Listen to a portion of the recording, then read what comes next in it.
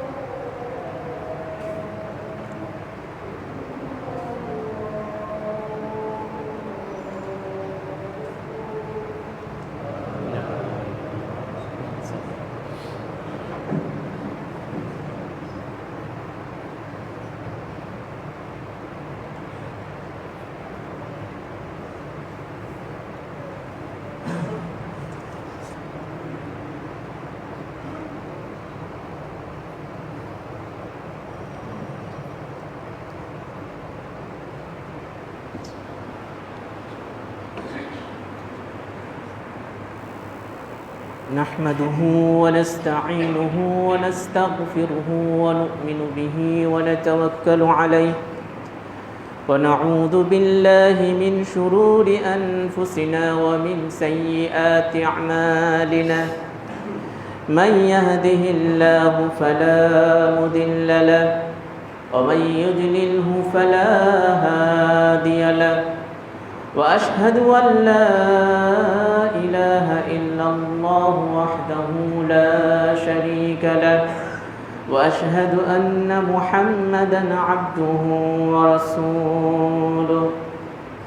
أما بعد فإن خير الحديث كتاب الله، وخير الهدي هدي محمد صلى الله عليه وسلم وشر الأمور محدثاتها وكل محدثة بدعة وكل بدعة ضلالة وكل ضلالة في النار فأعوذ بالله من الشيطان الرجيم ولله على الناس حج البيت من استطاع إليه سبيلا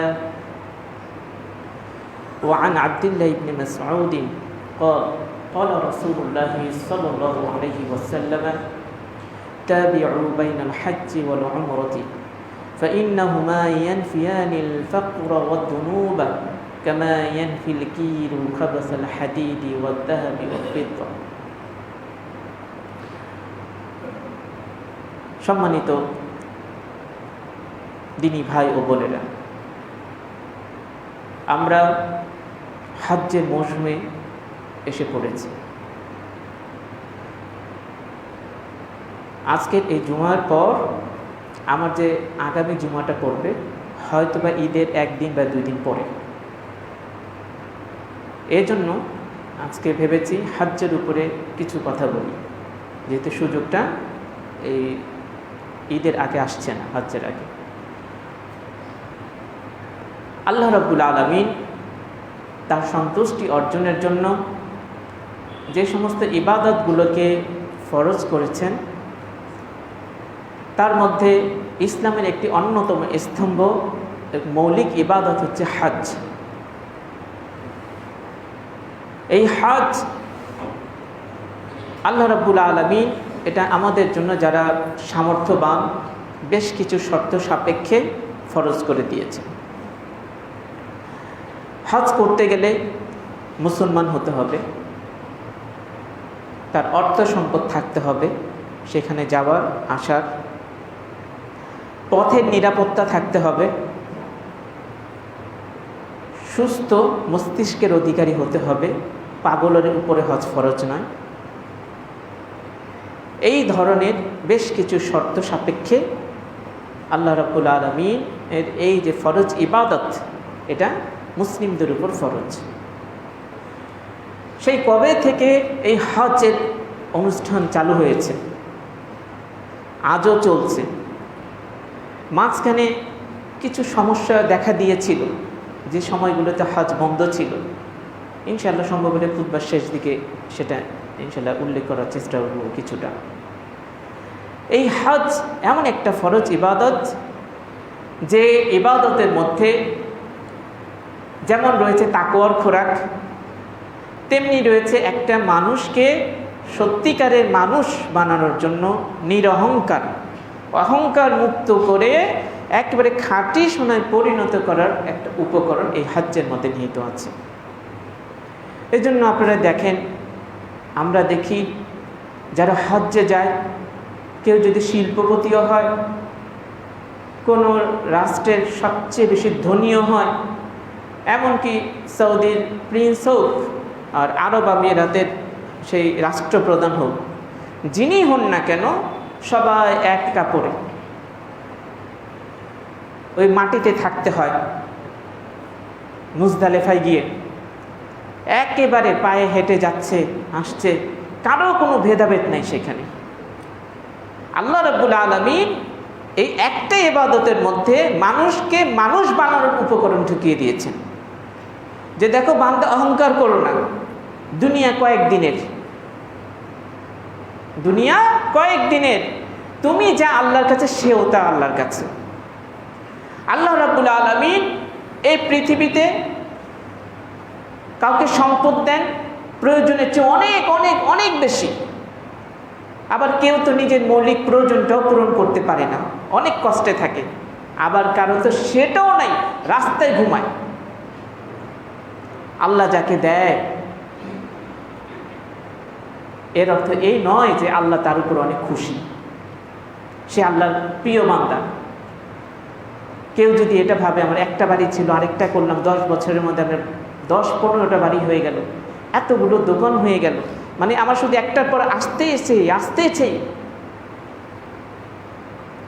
পুরন ঢাকার মধ্যে অসংখ্য বাড়ি, অভিজাত এলাকায় একটার পর একটা বাড়ি গাড়ি করতেই আছে। সে যদি ভাবে বা কোনো ব্যক্তি যদি ভাবে যে আল্লাহ প্রিয় বান্দা, আল্লাহ তার উপরে খুব খুশি হয়েছে, আল্লাহ রহমত দিচ্ছে তাকে, শুধু একটার পর একটা দেয়, এই জন্য আমি আপনি কেউ একটার পর একটা সম্পদ পেতে থাকলে এটা যেন না মনে করি আল্লাহ আমার উপরে খুব খুশি এজন্য আমাকে দিচ্ছেন। আবার একটা মানুষ বিপদের পর বিপদ, খেতে পায় না, তার নিজের মৌলিক প্রয়োজনটা সে পূরণ করতে পারে না, তাকে এটা মনে করলে হবে না আমি বোধহয় আল্লাহর পাপী বান্দা, আল্লাহ বোধহয় আমার উপরে নারাজ, এই জন্য আমার কিচ্ছু হয় না। আর মানুষে যেন তাকে দেখে না বলে তোকে আল্লাহ দেয় না কেন, তুই তো নামাজ কালাম সবই পড়িস, তোকে আল্লাহ দেয় না কেন। মানুষ সুখে থাকাটা আল্লাহ তার উপরে খুশি এটার প্রমাণ নয়, দলিল নয়। আবার মানুষ দুঃখে কষ্টে বিপদে অভাবে থাকাটা আল্লাহ তার উপরে নারাজ এটা প্রমাণ নয়।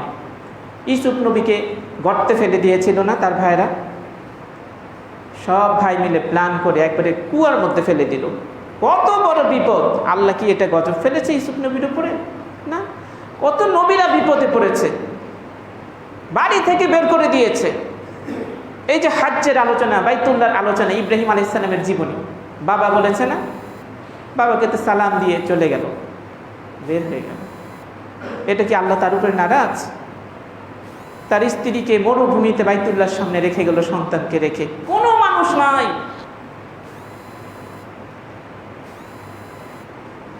নির্জন এলাকায়। কোত্থেকে খাবার আসবে? বাড়ি ঘর তো দূরের কথা। তারা কি আল্লাহর অপ্রিয় বান্দা ছিলেন? না, নবীগণ আল্লাহর সবচেয়ে শ্রেষ্ঠ বান্দা, প্রিয় বান্দা, পছন্দের বান্দা। এই জন্য কথাটা বলছিলাম যে এই হজ্জের মধ্যে আল্লাহ মানুষকে শিক্ষা দেয় দুনিয়া দুই দিনের। কেউ অহংকার করো না, তুমি অনেক পাচ্ছ এটা মনে করো না যে তুমি আল্লাহর প্রিয় বান্দা হয়ে গেছে বা আল্লাহ তোমার উপর খুব খুশি। আবার কেউ পাচ্ছেই না, বাইতুল্লাহ যাওয়ারও সামর্থ্য নেই, এটা ভেবো না যে সে বোধহয় গুনাহগার বা আল্লাহ বোধহয় তার উপর নারাজ। তুমিও পরীক্ষায় আছো, আমিও পরীক্ষায় আছি, পৃথিবীর গোটা মানুষই পরীক্ষার মধ্যে আছে।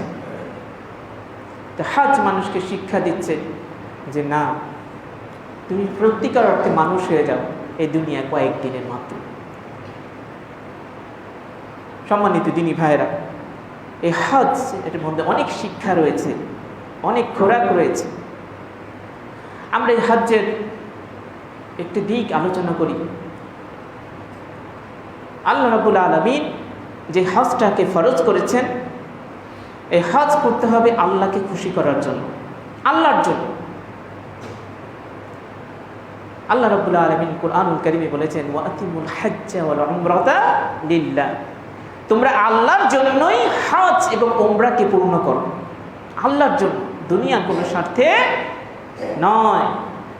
যে কোনো ইবাদত কবুল হওয়ার জন্য, গ্রহণযোগ্য হওয়ার জন্য, সেটা সালাত হোক, সিয়াম হোক, যাকাত হোক, দান খয়রাত হোক, আর হজ হোক, আর কোরবানি হোক না কেন, বেশ কিছু গুরুত্বপূর্ণ শর্ত রয়েছে যেটা আলেমরা গবেষণা করে সবগুলো কোটেড করেছে।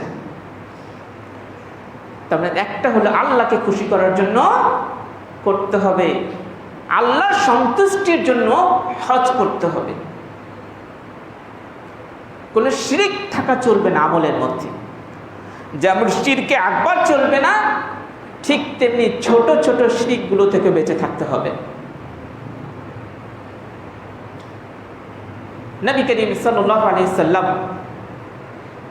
বলেছেন কি, যে আমি মাসিহ দাজ্জালের চেয়েও ভয় করছি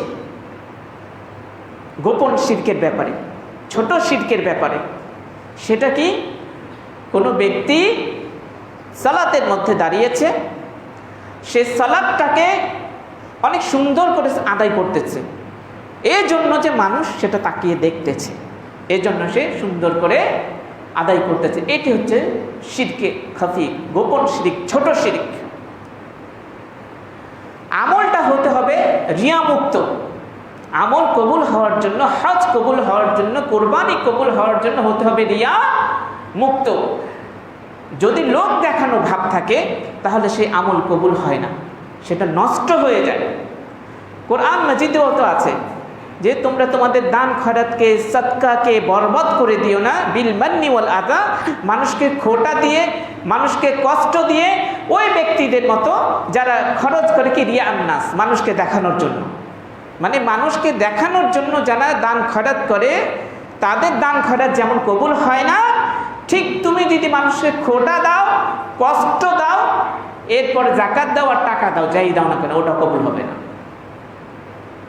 আমি আপনি কিভাবে বুঝবো যে আমাদের ভিতরে রিয়া ঢুকে গেছে? যে রিয়া থাকলে আমল নষ্ট হয়ে যায়, কিভাবে বুঝবো? এর বেশ কিছু সিমটম আছে, লক্ষণ আছে, তার কয়েকটা বলি। 1 নম্বর হচ্ছে কি, এটা আমি আপনি নিজেকে পরীক্ষা করবো সবসময়, তাহলে কি সাকসেস হতে পারবে ইনশাআল্লাহ ইবাদতের মধ্যে, যে কোনো ইবাদত। আপনার ভিতরে রিয়া আছে, আমার ভিতরে রিয়া আছে, এই পরীক্ষাটা কে করবে? জ্বর হলে থার্মোমিটার আমাদেরকে আমাদের গায়ে দিতে হবে, দেখতে হবে কি পরিমাণে জ্বরটা আছে। এই পয়েন্টগুলো দেখেন এবং এটা মনে রাখা জরুরি। 1 নম্বর, আমার আপনার ভিতরে যে রিয়া ঢুকে গেছে তার প্রথম সিমটম হচ্ছে যে একা যখন কোনো একটা কাজ করি তখন ঢিলে ঢালাভাবে করি, অ্যাক্টিভিটি কম, মানে আমার আন্তরিকতা কম। কিন্তু যখন মানুষের সামনে সেটা করি তখন আমার মধ্যে খুব আন্তরিকতা এসে যায়, খুব যত্ন এসে যায়, মানে আমি খুব আগ্রহী এই কাজটা করার জন্য, আমি খুব যত্নবান, আমি খুব অ্যাক্টিভ, এটা বোঝানো হচ্ছে। যখন নিজে নিজে একা করে, কারোর সামনে নয়, তখন ওই আমলটা করার ক্ষেত্রে, ওই কাজটা করার ক্ষেত্রে খুব বেশি যত্নবান হয় না।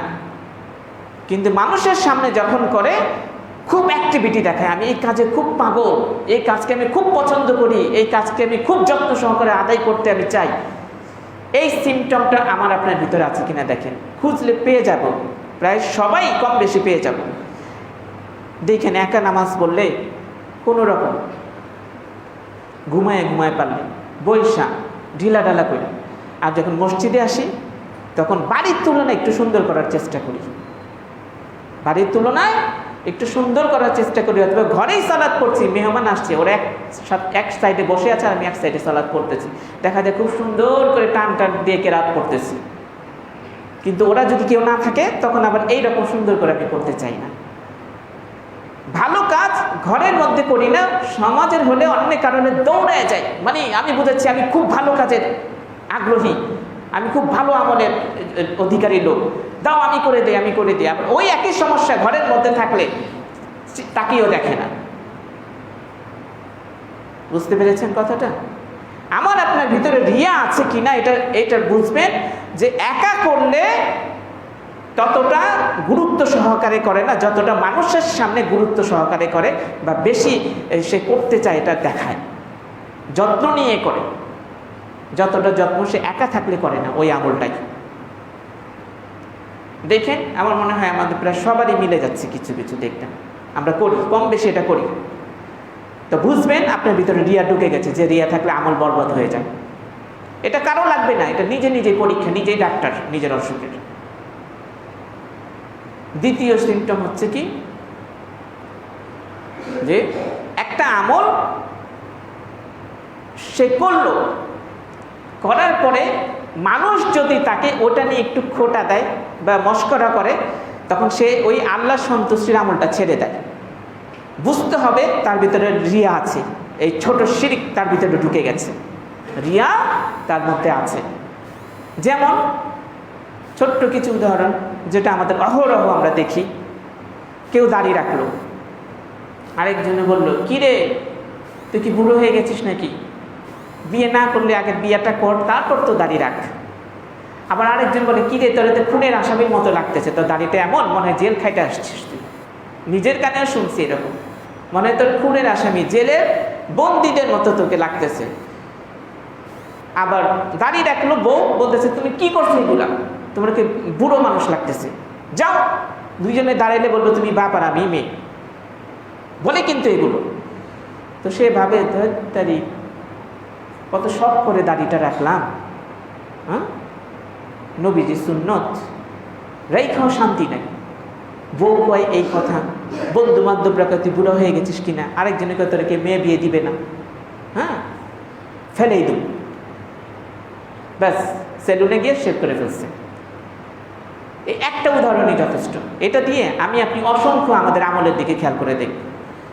হ্যাঁ, তো বলে কি যে সিমটম হচ্ছে যে আপনি যে একটা আমল মানুষকে দেখানোর জন্য করছেন, রিয়া ঢুকে গেছে, তার দ্বিতীয় আলামত হচ্ছে এটাই। আপনি পরীক্ষা করেন যে একটা কাজ করছেন, কেউ যদি টিটকারি করে আপনার কাজটা নিয়ে বা আপনাকে বলে যে না ভালো লাগতেছে না, অথচ এই কাজটা সুন্নত বা আল্লাহকে খুশি করার আমল, এটা আমি কষ্ট পেয়ে বা তাদের মশকরা থেকে বাঁচার জন্য ওই আমলটা ছেড়েই দিলাম, অথচ এই আমলের মাধ্যমে আল্লাহ সন্তুষ্ট হবে, রাসূলের সুন্নাত আদায় হবে।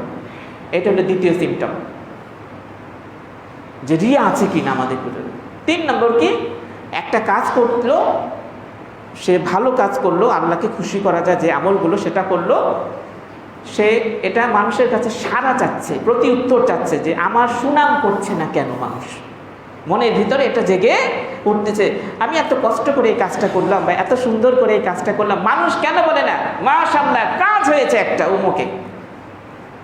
উমুকে কাজ করেছে একটা, ভাই আপনি একটা কাজ করেছেন, মানে একটা কাজ করলো, আমল করলো, সে এটা প্রতি উত্তর চাচ্ছে যে আমি যে করেছি মানুষ এটা বলে না কেন, যে ভাই আপনি কাজটা করছেন খুব ভালো হয়েছে, ভাই আপনি কাজটা সেই রকম করেছেন।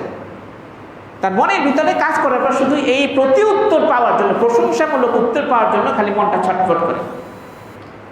যদি আমার আপনার মনে এই অন্তত 3টা সিমটম বললাম, রিয়া আছে কিনা এটা পরীক্ষা করার, এটা হচ্ছে আপনার মাপকাঠি। দেখবেন আমরা প্রায় সবাই ফেল, কম বেশি সবাই ফেল, ধরা খেয়ে গেছি। অন্তরটাকে পরিষ্কার করতে হবে। যে আমলের মধ্যে লোক দেখানো ভাব থাকে সে আমল বরবাদ হয়ে যায়, সে আমল কবুল হয় না। আর কিভাবে আপনার ভিতরে রিয়া আছে কিনা এই পরীক্ষা করেন, যে আমি একা করলে ততটা আমি অ্যাক্টিভ না, যতটা মানুষের সামনে যত্ন সহকারে সেই আমলটা করি। আমি একটা আমল করছি, অন্যজনে টিটকারি করছে বা ভালো বলছে না, এই জন্য আমি আমলটা গোস্বা হয়ে ছেড়েই দিলাম। অথবা আমি একটা আমল করেছি, এখন আমি সেটা সাড়া চাচ্ছি যে আমাকে বলে না কেন যে আপনি এটা করেছেন। যেমন হজ করেছে, বলে মিয়া বিয়ের একটা কার্ড দিয়েছেন, কার্ডের উপরে আল হাজ লেখেন নেই কেন, হাজি সাহেব লেখেন নেই কেন, দাওয়াতে যাই কই না, দাওয়াতে যাবে না, এত লাখ টাকা খরচ করে হজ করলাম, যদি আপনি হাজি সাহেব না লিখলেন মিয়া আপনি আমার ইজ্জতই দিলেন না। লাগলো অনেক জায়গায় ঝগড়াই হয়ে গেছে, দাওয়াত নামাতে আল হাজ হয়নি, ইসলামিক কোনো প্রোগ্রামে ধরেন ইফতার পার্টি বা অমুক তমুক লেখে নেই, গোস্বা হয়ে দাওয়াতেই যাইবো না, ওনারে মেহমান ডাকছে, অনেকজন মেহমানের মধ্যে উনি একজন, আল হাজ কেন লিখলো না, হাজি সাহেব কেন লিখলো না। আবার কোনো ব্যবসায়ী মানুষ, সমাজে টাকা আছে, মানুষের হক আছে, সে টাকায় আল্লাহ দিয়েছেন হক, দান করছেন, বিশিষ্ট সমাজসেবক কেন লিখলো না, তাকেও তো একটা উপাধি দিতে হবে, এটা নাই, উনি গোস্বা, এখন উনি আসবেন না। তাহলে বোঝা যাচ্ছে আমরা একটা ভালো কাজ করি আর মানুষের কাছ থেকে সেটা রেসপন্স চাই, এই যে প্রতি উত্তর চাই প্রশংসামূলক, যে আমাকে কেন বলে না, যদি না বলে আমি গোস্বা, আমার মন অনেক খারাপ, আর যে এটা করলো না সেই জন্য আমার জনমের দুশ্মন, তুই আমাকে মূল্যায়নই করলি না। বুঝতে পেরেছেন? এই 3টা দিয়ে আজকে সারা বাংলাদেশের মুসলমানদের পরীক্ষা করা হলে কয়জন যে টিকবো আল্লাহ জানে, কয়জন যে টিকবো। তো বলছিলাম যে হজ কবুল হওয়ার জন্য, কুরবানি কবুল হওয়ার জন্য রিয়া থেকে মুক্ত হতে হবে। গরু এনেছি, আগেই টাকার কথা বলি, শয়তান তো মুখে এনে দিয়েছে, শয়তান মুখে এইটাই সেট করে দিয়েছে, ভাই কোরবানি দিচ্ছেন, আলহামদুলিল্লাহ দিচ্ছে, এটা বলে না, হ্যাঁ ভাই এবার 3 লাখ টাকা দিয়ে 2টা আনছি, কত 65,000, কত 1 লাখ, এবার লাখে লাখে খালি কে কাটতে উপরে যেতে পারে, এই এই এই প্রচারণা, মানে মানুষের মুখ থেকে শুনতে চায় না, নিজের ঢোল নিজেই বাজায়, নিজের ঢোল নিজেই বাজায়, মানে রিয়াটা এমনভাবে গেঁথে গেছে মনের ভিতরে, এখন আরো একটু ক্রস করে নিজের প্রশংসা নিজে করা শুরু করে দিয়েছে। এখন শুধু লাখ আর হাজার, কে কত, তুমি কত দিয়ে কিনছো? মাশাআল্লাহ সুন্দর হয়েছে গরুটা, 50,000। কয় আমি তো আরো বেশি দেই, এবার 4 লাখ টাকা দিয়ে দিলাম আর কি। মানে এমনভাবে কথাটা বললো যেন উনাকে একটু ছোট বললো যে আমি তোর চেয়ে বড়, কিন্তু আমি এত বড় হওয়ার পর আমি খুশি না, আমি তো এর চেয়ে আরো অ্যাবিলিটি রাখি। এগুলো ভালো না। হজ, উমরা, কুরবানি মানুষকে মানুষ হতে শিক্ষা দেয়, মানুষের অহংকার সব কিছুকে পায়ের সাথে মিশিয়ে দেওয়ার শিক্ষা দেয়। আমরা যদি এগুলো থেকে দূরে সরে থেকে ওই আগের মতোই থাকতে চাই, আমার আপনার পায়ে নিজেরাই কুড়াল মারবো, অন্য কেউ মারতে হবে না। ভাইয়েরা আমার, যেটুকুই পুঁজি আছে এটুকুই যেন ঠিক থাকে, আসলটাও যেন চলে না যায়, আসলটা যেন চলে না যায়। তা না হলে হাসরের ময়দানে কোন আমল পাল্লায় ওজন করা হবে, এগুলো কি ঢুকবে পাল্লায়? চিন্তা করা উচিত, চিন্তা করা আমাদের উচিত। তো বলছিলাম, হজকে কবুল করানোর জন্য শিরক মুক্ত থাকতে হবে, যেখানে রিয়া থাকবে না, আল্লাহকে খুশি করার জন্য করতে হবে, রাসূলুল্লাহ সাল্লাল্লাহু আলাইহি ওয়াসাল্লামের সুন্নতির তরিকা অনুযায়ী করতে হবে, অন্তরের ভিতরে তাকওয়া থাকতে হবে, আল্লাহর ভয়। আদম আলাইহিস সালামের 2 পুত্র যখন আল্লাহর পথে কুরবানি করলো, তখন কি করলো? হত্যা করলো না? ওরটা কবুল হয়েছে, ওরটা কবুল হয়নি। সে জবাব দিয়েছিল যে আল্লাহ ইন্নামা ইয়াতাকাব্বালু মিনাল মুত্তাকিন, আল্লাহ যারা মুত্তাকি, আল্লাহকে যারা ভয় করে চলে, ওই লোকদের আমলই আল্লাহ কবুল করে থাকে। যারা আল্লাহকে ভয় করে না, ওদের আমল আল্লাহর দরবারে কবুল হয় না। আল্লাহর ভয় তো থাকতে হবে, আমাকে আপনাকে আল্লাহর ভয় কিভাবে করতে হয় সেটা শিখতে হবে। তো আল্লাহর ভয় ছাড়া কবুল হয় না। বহু মানুষকে দেখেছি গরু কিনতে গিয়ে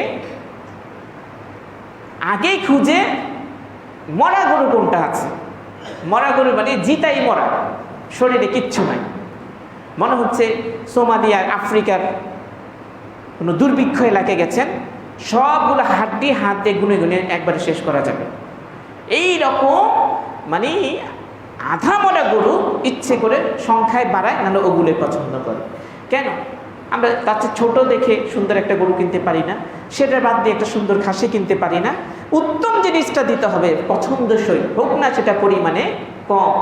আদম আলাইহিস সালামের 2 পুত্র যখন কুরবানি করলো, একজন সবচেয়ে উত্তম জিনিসটা দিয়েছে আল্লাহর পথে, আর আরেকজন পছন্দসই উত্তম জিনিসটা দেয়নি।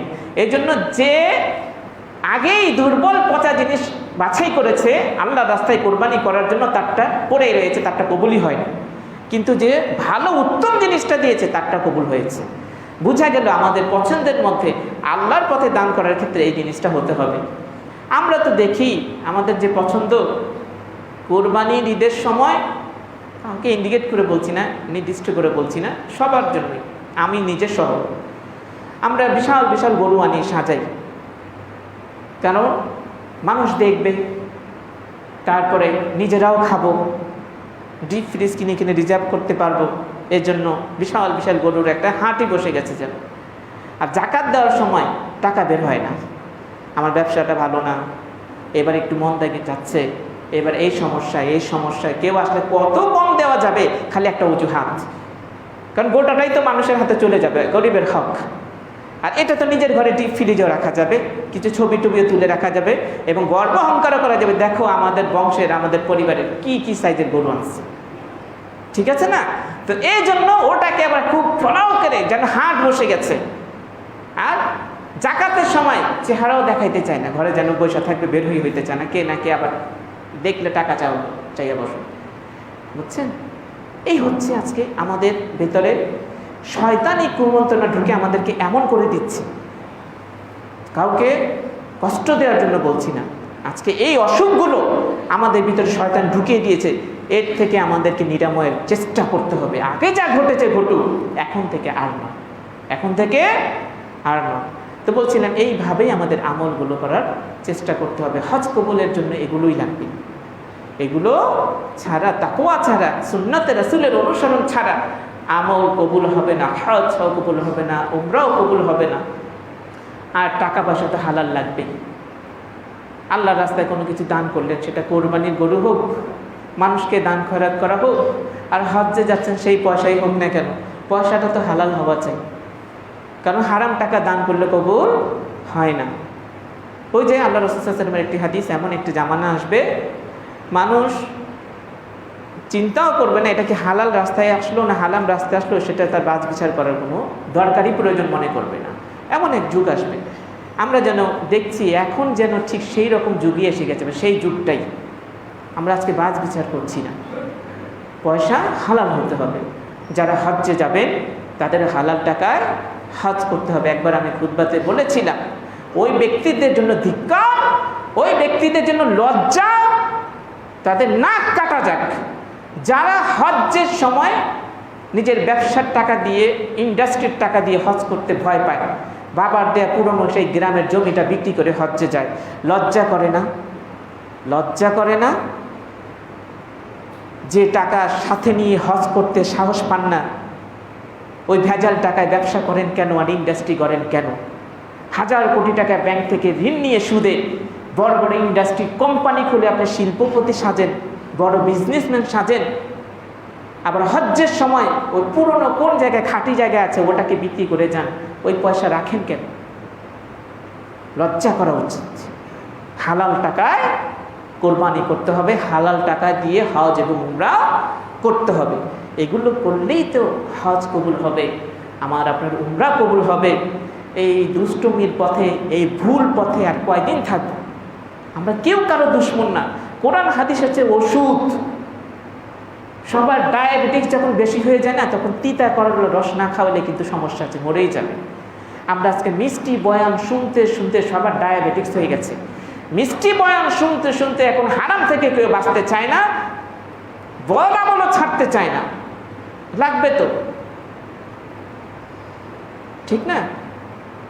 বড় একটা বিষ পড়া হয়ে গেছে, ক্যান্সার হয়ে গেছে পোড়াতে, এখন ওটা কেটে না বের করলে তো আপনি কয়েকদিন পরে আবার ছড়িয়ে পড়বে, মারা যাবেন। কাটতে হবে না? কাটতে গেলে তো ব্যথা লাগবেই, আপনাকে 2-1 মাস রেস্টে থাকতে হবেই, একটু চিৎকার করতেই হবেই, ঠিক না? তারপরে আস্তে আস্তে আপনি সেরে উঠবেন। বয়ানগুলোতে এইরকমই কোরআন হাদিসের, যখনই হারামের ব্যাপারে কথা হবে, ভুলের ব্যাপারে কথা হবে, প্রথমে গায়ে লাগবে, কষ্ট হবে, একটু গোস্বা হবে, কারণ শয়তান তো আমাদের এইভাবে মনটা বানিয়ে ফেলেছে, অস্ত্রসায় করে আমরা হয়ে গেছে। কিন্তু যখন এটা আমল করা শুরু করবেন আস্তে আস্তে, তখন যখন সুস্থ হয়ে উঠবেন তখন বুঝবেন যে ঠিকই তো আমি ওটার ভুলের মধ্যে ছিলাম, এটাই ঠিক। তো যাক, আল্লাহ রাব্বুল আলামিন এই হজকে ফরজ করেছেন। এইবার সীমিত আকারে হজ হবে, খুতবার শেষ দিকে ইনশাআল্লাহ টাচ দিচ্ছে। এটা এই হজ্জের অনেক ফজিলত রয়েছে, অনেক মর্যাদা রয়েছে। বাইতুল্লাহ হারাম যেটা, সেটার অনেক ইজ্জত রয়েছে। আল্লাহ রাব্বুল আলামিন এই হজ্জের মধ্যে যে কি ফজিলত রেখেছেন, তার মধ্যে 4-5টা আমি হাদিস আপনাদেরকে বলছি।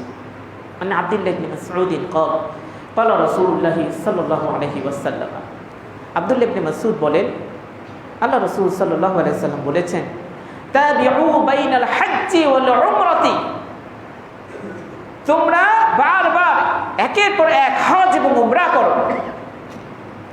ফাইন্নাহুমা ইয়ানফিয়ানিল ফাকরা ওয়াদ-দুনুবা কামা ইয়ানফিল কিরু খাবাসাল হাদিদি ওয়াদ-দাহাবি ওয়াল ফিদ্দা ওয়া লাইসা লিল হজ্জাতিল মাবরুরাতি সাওয়াবুন ইল্লাল জান্নাহ। তোমরা বারবার হজ এবং উমরা করো, একের পর এক হজ এবং উমরা আদায় করো, কারণ এই হজ এবং উমরার মাধ্যমে মানুষের দারিদ্রতা দূর হয়ে যায়, অভাব অনটন কেটে যায়, আর পাপগুলো দূর হয়ে যায়। সুবহানাল্লাহ। ঠিক যেমনিভাবে হাঁপড় আগুনে কি হয়, লোহার ময়লা দূর হয়, সোনা রূপার ময়লাগুলো দূর হয়ে যায়, ঠিক তেমনি ভাবে হজ এবং উমরা করলে আমার আপনার পাপগুলো দূর হয়ে যাবে। আর যে ব্যক্তির হজটা কবুল হয়ে যায় তার সওয়াব তো জান্নাত ছাড়া আর কিছুই নয়। আন আবি হুরায়রা রাদিয়াল্লাহু তাআলা আনহু قال قال رسول الله صلى الله عليه وسلم, আবু হুরায়রা থেকে বর্ণিত, তিনি বলেন রাসূলুল্লাহ সাল্লাল্লাহু আলাইহি ওয়াসাল্লাম বলেছেন, কি বলেছেন? আল হজ্জুল মাবরুর লাইসা লাহু জাযাউন ইল্লাল জান্নাহ ওয়াল উমরাতানি তুকাফিরানি মা বাইনাহুমা মিনাদ দুনুব। হজ্জ মাবরুরের প্রতিদান জান্নাত ছাড়া আর কিছুই নয়। আর 2টা উমরা মাঝামাঝি সময়ের গুনাহগুলোকে মিটিয়ে দেয়। একটা উমরা করেছেন, আবার হয়তো 1 বছর পরে আবার আরেকটা জায়গায় গিয়ে উমরা করেছেন, এই মাঝখানে যে গুনাহ হয়েছে এগুলো কাফফারা হয়ে যাবে এই 2 উমরার মাঝখানে। সুবহানাল্লাহ, কত সুন্দর ফজিলতপূর্ণ আমল। আবু হুরায়রা থেকে বর্ণিত, তিনি বলেন রাসূলুল্লাহ সাল্লাল্লাহু আলাইহি ওয়াসাল্লাম কে সুইলান নবী সাল্লাল্লাহু আলাইহি ওয়াসাল্লাম, আল্লাহ রাসূলকে জিজ্ঞেস করা হলো আইয়ুল আমাল আফদল, কোন আমলটা সর্বোত্তম? আল্লাহ রাসূল বলে দিন। নবী সাল্লাল্লাহু আলাইহি ওয়াসাল্লাম বললেন, কি বললেন? ঈমানুন বিল্লাহি ওয়া রাসূলিহি, আল্লাহর প্রতি ঈমান আনা এবং তার রাসূলের প্রতি ঈমান আনা, এটাই হচ্ছে সর্বোত্তম আমল। কিলা সুম্মা মাযা, এরপর আল্লাহ রাসূলকে বলা হলো এরপর কোনটা? আল্লাহ রাসূল বললেন জিহাদুন ফি সাবিলিল্লাহ, আল্লাহর রাস্তায় জিহাদ করাটা হচ্ছে এরপরে উত্তম আমল। আল্লাহ রাসূলকে এবার বলা হলো কিলা সুম্মা মাযা কালা নবী, এরপর কোন আমলটা সর্বোত্তম বলে দিন। আল্লাহ রাসূল বললেন হজ্জুন মাবরুর, কবুল হজ। কবুল হজ, তাহলে হজ করলেই হজ উত্তম হয়ে যায় না, হজটা কবুল হতে হবে। কবুল হজের উত্তম আমল, কবুল হজ উত্তম আমল। নামাজ পড়লেই সেটা উত্তম নামাজ হয়ে যায় না, নামাজটা কবুল হলে সেটা হচ্ছে উত্তম নামাজ। জাকাত দিলেই জাকাত দাতা হয়ে যায় না, জাকাতটা কবুল হলেই সেটা উত্তম জাকাত হলো। পরীক্ষা দিলেই হলো না, পরীক্ষায় পাশ করলেই বলে আমি পরীক্ষা দিয়েছি, এবার অমুক এসএসসি পাশ করে এবার এইচএসসিতে উঠেছি, অনার্স পাশ করে এবার মাস্টার্সে উঠেছি। যে পরীক্ষা দিয়ে পাশ করতে পারে না কিন্তু পড়লো, লিখলো, পরীক্ষায় অংশগ্রহণ করলো, সেই পরীক্ষা কে বলে? মানুষে বলতে চায় না, পাশ করলেই তো বলে আমি পরীক্ষা দিয়েছি, পাশ করেছি, এই ডিভিশন পেয়েছি। তো যেটা কবুল হয় সেটাই তো বর্ণনা আসে। আল্লাহ রাসূল বলেন এরপর উত্তম আমল হচ্ছে কি হজ্জুল মাবরুর, কবুল হজ। হজটা করলেই হবে না, হজটা যেন কবুল হয়। এক আলেম একদিন বর্ণনা করেছিলেন, তারা স্বপ্নের কথা বলেছিলেন, স্বপ্ন দিয়ে বক্তব্য দিতে চাই না, শিক্ষার জন্য বলছে স্বপ্ন দেখলাম কাবা ঘরের মধ্যে হাতে গোনা 2-4টা মানুষ শুধু তওয়াফ করতেছে, আর কেউ নাই। দেখে আমার মনটা খাঁ করে উঠলো। স্বপ্নের মধ্যে এত কষ্ট লাগলো যে ঘটনা কি, আল্লাহর বাইতুল্লাহ খালি। তখন তাকে বলল দেখো তুমি অবাক হচ্ছ, সারা বছরই তো এরকম হয়। মানে বুঝে গেল ওই লাখ লাখ মানুষ যে এত ভিড়, তওয়াফের ধাক্কায় জায়গা পাওয়া যায় না, অধিকাংশ হজই কবুল হয় না, নিয়ত ঠিক না, কারো পয়সা ঠিক না, কারো তরিকা সহি না। ওই হাতে গোনা লাখ লাখ তওয়াফ করতেছে, কিছু কিছু মানুষই আছে যারা বাতির মতো জ্বলতেছে, বোঝা যাচ্ছে এরা মাকবুল হজওয়ালা। এই তওয়াফকারী মাত্র কয়জন? যদিও দেখা যাচ্ছে যে এত জ্যাম যে জায়গায় পাওয়া যাচ্ছে না। বলছে সারা বছরই তো এরকম থাকে। তো বলছিলাম মাকবুল হজটাই তো হজ প্রকৃত অর্থে। আল্লাহ রাসূল বলেন, আয়েশা সিদ্দিকা বলেছেন, কি বলছেন যে আল্লাহ রাসূলকে জিজ্ঞেস করলাম নারাল জিহাদ আফদালুল আমাল আফালা নুজাহিদ। আয়েশা রাদিয়াল্লাহু তাআলা আনহা বলতেছেন, আল্লাহ রাসূলকে বললাম হে আল্লাহ রাসূল, আমরা তো জিহাদ করাটাকে সবচেয়ে উত্তম আমল মনে করি, আমরা মহিলারা কি জিহাদ করব না? মানে পুরুষরাই কি জিহাদে গিয়ে সব মেয়েকে নিয়ে নিবে, আমরা কি পিছায় থাকুক, আমরা কি জিহাদ করব না?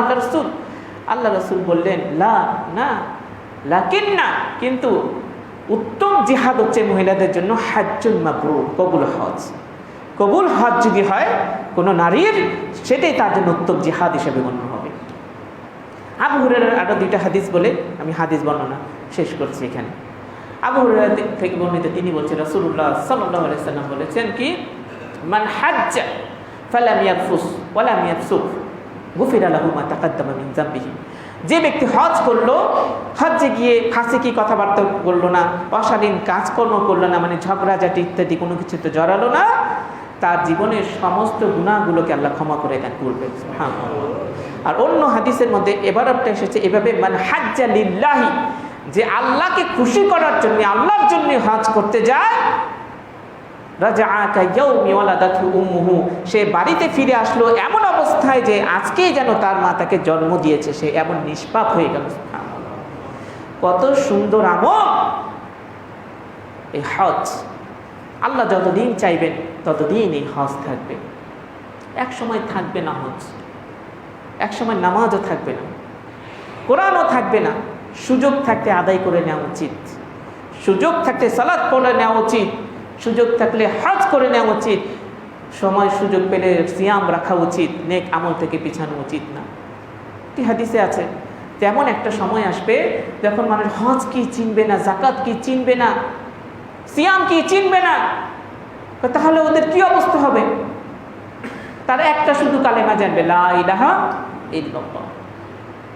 যদি তাদেরকে জিজ্ঞেস করা হয়, আচ্ছা এটা তোমরা কোত্থেকে শিখেছো? বাপ দাদের কাছ থেকে শুনে আসছিলাম, তো এই কথাটা জানি কি লা ইলাহা ইল্লাল্লাহ। হজও চিনে না, ওমরাও চিনে না, নামাজও চিনে না, কিচ্ছু চিনে না। তাদের কি হবে? বলছে এই কালেমার বদলতে তারা উপকৃত হবে, কালেমার বদলতে ওরা উপকৃত হবে। তাহলে বুঝা গেল এমন একটা সময় আসবে হজ ওমরা থাকবে না। সেই বুখারীর হাদিস, ইমাম বুখারী কি বলছেন? হাদিস এনেছেন কাবা ঘরের ব্যাপারে। আল্লাহ রাসূল সাল্লাল্লাহু আলাইহি ওয়াসাল্লাম বলছেন, আমি যেন দেখতে পাচ্ছি ওই হাবশি ইথিওপিয়ার নিগ্রো টাইপের সেই কালো লোকটা হাত পা যার ব্যাকা কাবা ঘরের ইটগুলোকে একটা একটা করে খসে খসে ফেলে দিচ্ছে, কাবা ঘর ভেঙে ফেলছে। এরপর আর কাবা ঘর নির্মাণ করা হবে না, কাবা ঘরও থাকবে না, কাবা ঘরও থাকবে না, হজও থাকবে না, উমরাও থাকবে না। এমন এক সময় আসবে অদূর ভবিষ্যতে। তো দিনী ভাইয়ের আমার, এই হজকে উমরাকে কাজে লাগাতে হবে। তো আমাদের আলহামদুলিল্লাহ এই বছরও আশা করেছিল তো হজ হবেই না, আয়োজন করছে। গত বছর এত কঠিন পরিস্থিতিতেও সৌদি আরবের সরকার সীমিত আকারে হজটা চালু রেখেছে। আমাদের বাংলাদেশে কিছু মানুষ আছে শুধু সৌদি আরবের বিরোধিতা করতে পারলেই মনে হয় যে আমি অনেক বড় কিছু হয়ে গেছি, ঠিক না? সৌদি আরবের দেখতে পারে না, সৌদি আরবের ঘৃণা করে। গত বছর করোনায় কঠিন অবস্থার মধ্যেও কেউ কেউ মিডিয়াতে বলেছে কিয়ামত এসে গেছে, কিয়ামত এসে গেছে, এবার হজ হইব না। সৌদি আরবের এই ওয়াহাবিরা এরা খারাপ, হ্যাঁ, এই হজ বন্ধ করে দিবে, এই কিয়ামতের আলামতে এইবার শেষ দুনিয়া, এবার দুনিয়া শেষ, হজ বন্ধ হয়েছে, দুনিয়া শেষ। কারণ বশত, ওজোর বশত যদি বন্ধ থাকে দুনিয়া তো শেষ হবে। আল্লাহ কোরআনে কি বলেছেন? জাআলাল্লাহুল কা'বাতা বাইতাল হারাম কিয়ামান লিন-নাস ওয়া আমনা। আল্লাহ কাবা ঘরকে স্থাপন করেছেন মানুষ পৃথিবীতে স্থায়িত্বের প্রতীক হিসেবে। মানে কাবা ঘর যতদিন থাকবে পৃথিবীতে মানুষের বসতি থাকবে। কাবা ঘর যেদিন থাকবে না, নিশ্চিহ্ন হয়ে যাবে, আর বেশি দিন দুনিয়া টিকবে না, মানুষ আর দুনিয়ায় থাকতে পারবে না। তো বুঝা গেল কাবা ঘর মানুষের স্থায়িত্বের প্রতীক। ইতিপূর্বেও হজ বন্ধ হয়েছে কারণবশত। যদি কারণ ছাড়া হজ বন্ধ হয় সেটাই হলো ধর্তব্যের বিষয়, কিন্তু কারণ সহকারে অনেকবার বন্ধ হয়েছে। কিন্তু সৌদি আরব সরকার গত বছরে বন্ধ করেনি, এই বছরও বন্ধ তারা করছে না, বলছে যে সীমিত আকারে তারা হজ চালু করবে। ওই যারা সালাফদের বিরুদ্ধে প্রোপাগান্ডা চালাচ্ছে, তথাকথিত আমাদের কয়েকজন বক্তা ইউটিউবার, তাদের মুখ বন্ধ হয়ে গেছে এই বিষয়টা নিয়ন্ত্রণ। তা নাহলে এইবার বন্ধ করলে আবার শুরু করতো সৌদি আরব খারাপ, সালাফিরা খারাপ, এরা হজ বন্ধ করে দিয়েছে, কিয়ামত সামনে এসে গেছে। দিনী ভাইয়েরা আমার, সাবধান থাকতে হবে। কিছুদিন আগে একটা ইয়াং ছেলেকে দেখলাম, পছন্দ করতাম তার কিছু কথা, স্টাইলকে পছন্দ লাগে, ভালো লাগতো। হঠাৎ করে দেখলাম আমরা ধোঁকা খেয়ে যাই।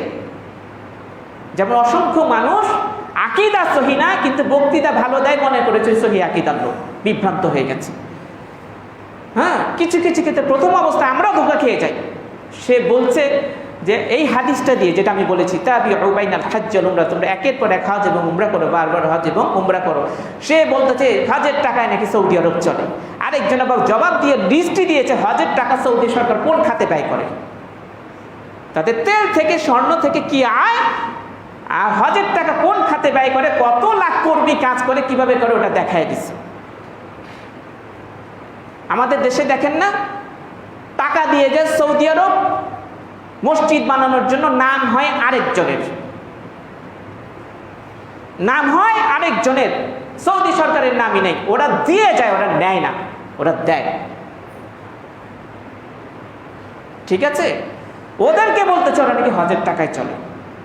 কি বললো? আল্লাহ রাসূল বলছে বারবার হজ করো, উমরা করো। সৌদি সরকার নিয়ম করেছে যদি একজন লোক এই বছর হজ করছে, পরের বছর যায়, তাকে এত হাজার টাকা বেশি দিতে হবে। তো তুমি এইটার কারণে অজুহাত দিকে সৌদি আরবের ইউটিউবে ভাষণ দিলা কেন? তুমি জানো সৌদি কি, আর সৌদির ওলামারা কি? তাদের নখের সামনে দাঁড়ানোর যোগ্যতা তোমার আছে? খালি বক্তৃতা দিতে পারলে ইউটিউবে ছেড়ে দিলে আলেম হয়ে যায়? এই হাদিসের ভাষণে যে কি বলেছে, কেন করেছে তার এই নিয়মটা? ধনীরা প্রতি বছর হজে যায়, অনেকে আছে যারা সিরিয়ালে আছে নতুন, তারা চান্স পাচ্ছে না। পরে দেখছে তুমি তো একবারের জায়গায় 5 বার এসেছো, আর যে লোকটা 10 বছর ধরে অপেক্ষা করতেছে, আল্লাহর ঘরেই দেখা তৌফিক পাচ্ছে না, তাকে একটু সুযোগ দিবা না? তেলের মাথায় তেল দিয়ে লাভ আছে? এতগুলো লোক নিবে, এত লক্ষ হজ্জের জন্য সৌদি সরকার। তারা দেখতেছে যারা বারবার হজ্জে আসে তারাই এত লক্ষ হয়ে যাচ্ছে, আর যারা নতুন আছে, হজ একবারও করেনি, তারা তো সৌভাগ্য সুযোগ পাচ্ছে না। ওদেরকে সুযোগ করে দেওয়ার জন্য এই নিয়মটা করেছে, যাতে তারা একটু আসতে না চায়, ওদেরকে সুযোগ দেয়। আর তুমি বলে দিলা আল্লাহ রাসূলের হাদিসের বিপক্ষে গিয়া যারা বারবার হজ করতে যাবে তাদের অতিরিক্ত কিছু রিয়াল ধার্য করে দিয়েছে, এটা নাকি তারা বহু পাপের কাজ করে ফেলেছে। দেখেন কেমন গোটা বাংলাদেশে আকীদাগত দিক থেকে বিশেষ করে সারা বিশ্বের মধ্যে মুসলিমের 3 ভাগে বিভক্ত হয়ে গেছে। প্রধান অনেক ভাগ আছে, প্রধান 3টা ভাগ। বক্তাগুলো ঠিক এইভাবেই, বক্তাগুলো ইউটিউবে ঠিক এইভাবেই কয়েকটা সহিহ হাদিসের কথা বললে আর নামাজের কথা বললে ধোঁকা খাওয়া যায় না। আমরা এখানে দাঁড়িয়ে কথা বলছি, আমাদের চেয়ে অনেক জুনিয়র ফেমাস বক্তা, অনেক জুনিয়র লোক ফেমাস বক্তা আমাদের সামনে বসতে চোখ নিচে করে কথা বলে, অথচ সে তার হাজার হাজার ভক্ত, লাখ ভক্ত। আমরা ইউটিউবে আসি না ইচ্ছে করে। আমাদের যাত্রাবাড়ির যে মুহাদ্দিস মোস্তফা কাশিমি, যতগুলো বক্তা আছে ফেমাস, ওনার সামনে বসায় দেন, চোখ নিচে করে ওস্তাজি বলবে, অথচ উনিকে চিনেই না বাংলাদেশের মানুষ তেমন। তাই বলে উনি ছোট হয়ে গেছে? আসে না ইউটিউবে। এরকম অনেক উদাহরণ দেওয়া যায়। তো বলছিলাম কি, যে 3 ভাগে বিভক্ত হয়ে গেছে। একটা হলো সালাফি, সালফে সালেহিনদের আকীদা অনুযায়ী চলে, আর গোটা বিশ্বে সালাফদের আকীদা রাষ্ট্রীয়ভাবে পৃষ্ঠপোষকতা করতেছে একমাত্র রাষ্ট্র সৌদি আরব। এই দিকগুলোর কারণে আমরা সৌদি আরবকে সাপোর্ট করি। সাহাবায়ে কেরামের আদর্শের উপরে, সালফে সালেহিনের আদর্শের উপরে, আকীদা মানহাজের উপরে সৌদি সরকার সেটা লালন পালন করতেছে। আর একটা রাষ্ট্র খুঁজে পাবেন না। দ্বিতীয় গ্রুপ হচ্ছে শিয়াপন্থী। শিয়াপন্থী ইরানপন্থী, বাংলাদেশের একটা বৃহৎ রাজনৈতিক দল। শিয়াদের সাথে যেমন ঘর জামাইয়ের মতো আচরণ করে, ঘর জামাইয়ের মতো, বা মেয়ের জামাইয়ের মতো আচরণ করে, এত পীড়িত। নাম বলছি না, একটা বৃহৎ হানাফি মাযহাবের ইসলামী সংগঠন, নাম করা। সবগুলো ইসলামী সংগঠন যারা রাজনীতি করে তার মধ্যে উনি 1 নম্বরে আছে। শিয়াদের সাথে এত মহব্বত, উনাদের বক্তারে সৌদি সুযোগ পেলে সৌদিকে খোঁচা মারে, কারণ একটাই, শিয়া প্রেমী। আরেকটা গ্রুপ আছে, 3টা ভাগে বিভক্ত হয়েছে সারা ওয়ার্ল্ডের মুসলিম। এইগুলো সেন্সে না রাখলে বুঝবেন না আপনি হজ নিয়ে কেন খোঁচা করে। একটা হচ্ছে সালাফিপন্থী, সালাফদের আকীদার উপরে, সহিহ মানহাজের উপরে। আরেকটা হচ্ছে শিয়াপন্থী, যাদের নেতৃত্বে ইরান গোটা বিশ্বের মধ্যে, আর সালাফদের নেতৃত্বে দিচ্ছে সৌদি। আরেকটা হচ্ছে সুফিপন্থী, সুফিবাদী, পীর, মাজার, কবর পূজারী, এটা হচ্ছে তুরস্ক নেতৃত্বে দিচ্ছে, ওই যে এরদোগানের গুরু, বুঝছেন? এই জন্য দেখবেন সৌদির সাথে তুরস্কের মিলে না। আর সালাফদের বিরোধিতা করার জন্য তথাকথিত নাম করা বক্তা, ওরা কখনো ইরানের পক্ষে কথা বলে, কখনো তুরস্কের এরদোগানের পক্ষে কথা বলে, কিন্তু সৌদির নাম নিতে তাদের গলা দিয়ে আসেই না শব্দ। ঘটনা একটাই, সালাফদের মানহাজ সহিহ আকীদাকে পছন্দ করে না। কখনো রাজনৈতিক স্বার্থে, নিজেদের স্বার্থ হাসিল করার জন্য কিছু কিছু সহিহ হাদিসের কথা বলে আমাদের ছেলেগুলোকে তাদের মধ্যে নিতে চায়, আমাদের ভিতরে একটা ফাটল সৃষ্টি করার জন্য চেষ্টা করে। কথাটা এই জন্যই বললাম, হজ্জের আলোচনা, এই হজ্জের প্রসঙ্গ নিয়ে আজকে এই রকম বিভাগ হয়ে গেছে। সৌদি নাকি হজ্জের টাকায় চলে, সৌদি আরব নাকি এই হজ বন্ধকে কই বন্ধ করলো, গত বছর তো করেনি, এই বছরও করেনি। কতবার হজ বন্ধ হয়েছে এটা বলে খুতবা শেষ করে দিচ্ছি। দেখেন, হজ প্রথমবার বন্ধ হয়েছে 865 খ্রিস্টাব্দে, আব্বাসীয়দের খেলাফতের সময়। ইসমাইল বিন ইউসুফের মক্কা আক্রমণ করেছে 65 খ্রিস্টাব্দে, তখন ওই বছর হজ হয়নি আব্বাসী খেলাফতের সময়। আব্বাসী খেলাফতের সময় হজ বন্ধ ছিল আক্রমণের কারণে। তারপরে 930 সালে এই যে শিয়াগুলো, ওরা নাকি আবার বক্তৃতায় বলেছে ওই ছেলেটা, ইউটিউবে টাটকা বক্তৃতা বলছে আল্লাহ অচিরেই সৌদি সরকারের হাত থেকে, এই সালাফিদের হাত থেকে কি করবে, সৌদিকে মুক্ত করে দিবে। কার হাতে ক্ষমতা দেবে? ইরানের শিয়াদের হাতে। শিয়ারা ক্ষমতায় আসছে, সবগুলো সুন্নিকে কচু কাটা করবে। হজ করতে দেয় কিনা কোনো সুন্নিকে দেখবেন, ঢুকতে দেবে কিনা মক্কা মদিনায়। বলতেছে দোয়া করে আবার যেন অচিরেই সৌদি সরকারের ক্ষমতা চলে যায় এবং ইরানিরা বা শিয়াপন্থী সুফিপন্থীরা মাজার পূজারীরা যে সমতাটা দখল করে, আবার দোয়া করে। 930 সালে কট্টর শিয়া গুরু কাররামিয়া এরা আক্রমণ করেছিল হজ্জের সময় সৌদি আরবে।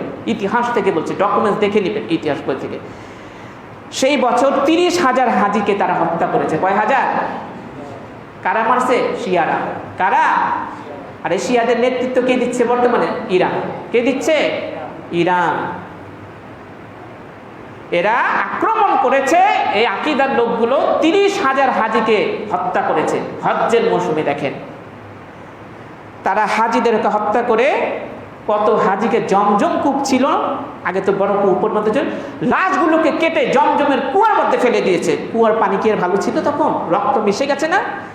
যে পানিকে আমরা সম্মান করি, মাথায় ছিটাই, অসুস্থদের দিই, বরকতের জন্য খাই, ওই কুয়ার মধ্যে লাশগুলো কেটে তারা কুয়ার মধ্যে ফেলে দিয়েছে শিয়ারা। 930 খ্রিস্টাব্দে 30,000 হাজিকে মেরেছে। ফিরে যাওয়ার সময় তারা কি করেছে জানেন? এই মাইপিট করার পরে মক্কা মদিনার মক্কায় রক্তের বন্যা দিয়ে যাওয়ার সময় হাজরে আসওয়াদটা ছিল না, কালো পাথর, ওটাকে ভেঙে চুরি করে নিয়ে গেছে। এদের হাতে ক্ষমতা দিতে চায় এই বক্তারা, যে সৌদি সরকারের হাত থেকে ক্ষমতা চলে যায়, শিয়াপন্থীরা আসুক। তাদের কথাতে এটাই বোঝা যাচ্ছে, শিয়াপন্থীরা আসুক। হাজরে আসওয়াদকে চুরি করে তারা বাহরাইনে নিয়ে গিয়েছিল। পরবর্তীতে হাজরে আসওয়াদ পুনরুদ্ধার না হওয়া পর্যন্ত 10 বছর হজ বন্ধ আছিল। কয় বছর? 10 বছর। কারা বন্ধ করছে? শিয়াদের কারণে। 30,000 হাজিরে হত্যা করছে 930 সালে। জমজম কূপের মধ্যে লাশ ফালাইছে, হাজরে আসওয়াদকে চুরি করে নিয়ে বাহরাইনে নিয়ে গেছে। 10 বছর লাগছে পাথর উদ্ধার করে আনতে। তারপর ওটা সেট আপ হয়েছে। এই 10 বছর পর আবার হজ চালু হয়েছে। কয় বছর ছিল না? 10 বছর। সৌদি আরব কি এত কঠিন পরিস্থিতিতে গত বছর হজ বন্ধ করছে? করেনি, এবারও করেনি। সীমিত হোক, আমল চালু থাকবে। তাহলে তো করেছে। আর এদের বিরুদ্ধে বক্তৃতা দেয়। 983 থেকে 990 সাল পর্যন্ত হজ বাতিল হয়েছিল রাজনৈতিক কারণে। ইরাক এবং সিরিয়া ভিত্তিক আব্বাসীয় খেলাফত এবং মিশর ভিত্তিক ফাতেমি খেলাফতের মধ্যকার যুদ্ধের কারণে 8 বছর হজ বন্ধ ছিল। এরা কারা জানেন? মাজার পূজারী আর কবর পূজারী, সুফিপন্থী। মিশরের ফাতেমি গ্রুপ, হ্যাঁ, সিরিয়া, ইরাক, এগুলোতে কি সুফিপন্থী, কবর পূজারী, মাজার পূজারী আকীদার লোক, যারা শিরকে বিদআতে জড়িত। এদের কারণে এরা যুদ্ধ করেছে। এরা পারস্পরিক মারামারির কারণে 8 বছর হজ হয়নি সৌদি, এই যে মক্কা মদিনাতে। তখন তার সৌদি পরিবার ছিল না, 8 বছর বন্ধ ছিল। দেখছেন শিয়ারা, ইরানিরা কি করেছে? শিয়ারা আর মাজার কবর পূজারী সুফিরা কি করেছে হজ্জের অবস্থান। আর সালাফরা কি করতেছে? কঠিন পরিস্থিতিতে সীমিত আকারে হলে জারি রাখছে। আবার এদের বিরুদ্ধে খালি ইট পাটকেল ছুটতেছে হজ নিয়ে। 1814 সালে মহামারীর কারণে হজ বাতিল হয়। তখন হেজাজ প্রদেশের 8,000 মানুষ মারা গিয়েছিল, এজন্য হজ বাতিল করা হয়েছিল। 1831 সালে ভারত থেকে যাওয়া হাজিদের মাধ্যমে মক্কায় প্লেগ মহামারী ছড়িয়ে পড়েছে ভারতীয় হাজিদের মাধ্যমে। দেখেন না এখন বাংলাদেশে ভারতীয় যে ভেরিয়েন্ট নাকি, ওটার জন্য বলতেছে এই রকম অসুখ নিয়ে 1831 সালে মক্কায় গিয়েছিল, ওদের মাধ্যমে মক্কায় ছড়িয়ে পড়েছে এই অসুখ। তারপর কি হলো? 4 ভাগের 3 ভাগ হাজি মারা গেছে আক্রান্ত হয়ে। 4 ভাগের 3 ভাগই মারা গেছে। ধরেন 40,000 থাকলে 30,000ই মরে গেছে, এই ছড়িয়ে গেছে। আমাদের দেশে তো ঘুম ভাঙে দেরি করে, শুরু থেকে আর কড়াকড়ি করে সব কিছু বন্ধ করা হয় না। যখন ঘটনাটা সরিয়ে যায় তারপরে আমাদের সব যেন একটু গায়ে নাড়াচাড়ে দিয়ে আমরা উঠি। আমাদের ব্যক্তিগত ব্যাপার থেকে নিয়ে একবার রাষ্ট্রীয় পর্যন্ত আজকে এই দশাই হচ্ছে। তো এইভাবে 1837 থেকে 1858 সালের মধ্যে প্লেগ ও কলেরার কারণে 3 বারে মোট 7 বছর হজ বন্ধ ছিল। এই সূত্রগুলো কোত্থেকে দিলাম জানেন? তথ্যটা দিয়েছি আল হারামাইন আছে না সৌদি আরবের, ওদের প্রকাশনা যে ওয়েবসাইট আল হারামাইন শরীফের ওয়েবসাইট থেকে সৌদির। তো কত বছর হজ বন্ধ থাকলো? তখন কি কিয়ামত হয়ে গেছে? হয়নি। আচ্ছা, সহি আকিদার প্রচার হচ্ছে, সহিভাবে দিনের প্রচার হচ্ছে, কিছু না করতেই বদনাম বলার জন্য একবারে দাঁড়িয়ে যায়। এই সমস্ত বক্তাদের আল্লাহ হেদায়েত দিন এবং আমরা যেন তাদের ধোকায় না পড়ি সেজন্য সবাইকে সচেতন হওয়া তৌফিক দান করছি। আপনাকে আমাকে সিদ্ধান্ত নিতে হবে, আমরা কি আল্লাহ রসুল এবং সাহাবায়ে কেরাম সালাফদের মানহাজের উপরে, সহি আকিদার উপরে থাকবো, নাকি শিয়াপন্থী আর সুফিবাদী মাজার কবর পূজারী পন্থীদের দলে থাকবো? এটা আমাদের চিন্তা করতে হবে। ওই দেখেন না, যারা মাহাদিকে খুঁজে বেড়ায়, ইমাম মাহাদি এসে গেল আর দাজ্জাল বোধহয় এসে গেছে, ওই সুফি আর শিয়া এই দুই পন্থীর দিকে যারা ঝুঁকছে তারাই এই কাজটা সবচেয়ে বেশি করছে বর্তমান সমাজে। আমাদের দায়িত্ব দেয়নি যে তোমরা ইমাম মাহাদিকে খুঁজে বেড়াও, আমাদেরকে বলা হয়েছে ইমাম মাহাদি যখন আসবে তখন তোমরা তার সাথে থাকবে। আমাদেরকে দাজ্জাল কোথায় আছে খুঁজে বেড়ানোর দায়িত্ব দেওয়া হয়নি, আমাদেরকে বলা হয়েছে দাজ্জাল যখন আসবে মুমিনদের বাহিনীতে যোগদান করবে, দাজ্জালের বিরুদ্ধে দাঁড়াবে। আমাদের খোঁজা দায়িত্ব আমাদের না, যখন এসে পড়বে তখন মুমিনদের দলে থাকা হচ্ছে আমাদের দায়িত্ব। খুঁজে বেড়ায় শিয়াপন্থীরা, খুঁজে বেড়ায় বিদআতি এবং কবর পূজারী মাজারপন্থীরা। আল্লাহ ওদেরকে হেদায়েত দান করুন, আমিন। আলহামদুলিল্লাহ। আলহামদুলিল্লাহি ওয়া কাফা ওয়া সালামুন আলা ইবাদিহিল্লাযীনা ইসতাফা, আম্মা বা'দ। ক্বালা আল্লাহু তাআলা আউযু বিল্লাহি মিনাশ শাইতানির রাজীম। ইন্নাল্লাহা ওয়া মালাইকাতাহু ইউসাল্লুনা আলান নবী ইয়া আইয়ুহাল্লাযীনা আমানু সাল্লু আলাইহি ওয়া সাল্লিমু তাসলিমা। আল্লাহুম্মা সাল্লি আলা মুহাম্মাদ ওয়া আলা আলি মুহাম্মাদ কামা সাল্লাইতা আলা ইব্রাহিম ওয়া আলা আলি ইব্রাহিম ইন্নাকা হামিদুম মাজিদ। আল্লাহুম্মা বারিক আলা মুহাম্মাদ ওয়া আলা আলি মুহাম্মাদ কামা বারাকতা আলা ইব্রাহিম ওয়া আলা আলি ইব্রাহিম ইন্নাকা হামিদুম মাজিদ। আল্লাহুম্মা আইজ্জিল ইসলাম ওয়াল মুসলিমিন, আল্লাহুম্মা আনসুর মান নাসারা দীন মুহাম্মাদিন সাল্লাল্লাহু আলাইহি ওয়াসাল্লাম ওয়াজআলনা মিনহুম আমিন। ওয়া খুযুল মান খাযালা দীন মুহাম্মাদিন সাল্লাল্লাহু আলাইহি ওয়াসাল্লাম ওয়া লা তাজআলনা মিনহুম আমিন। নর্থ সাউথ রোড ব্যবসায়ী সালাউদ্দিন ভাই কিডনি জনিত রোগে অসুস্থ অবস্থায় আছেন, তিনি দোয়া চেয়েছেন। একইভাবে